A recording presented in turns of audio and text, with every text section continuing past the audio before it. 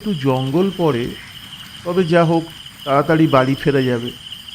রাস্তা দিয়ে চলেছে, চারিদিকে বড় বড় গাছ, এত অন্ধকার যে ঠিকমতো রাস্তা দেখা যাচ্ছে না।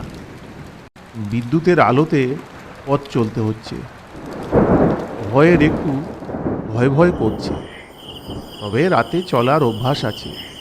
কিছুক্ষণ চলার পর সামনে রাস্তার উপর দুটো উজ্জ্বল আলো। অভয় দাঁড়িয়ে পড়ল। কিছুক্ষণ দেখার পর বুঝল এটা শেয়াল অথবা খটাস হতে পারে। কি করা যায়, এই রাস্তা দিয়েই যেতে হবে।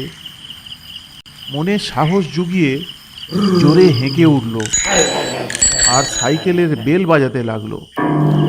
ভয় পেয়ে প্রাণীটা পাশের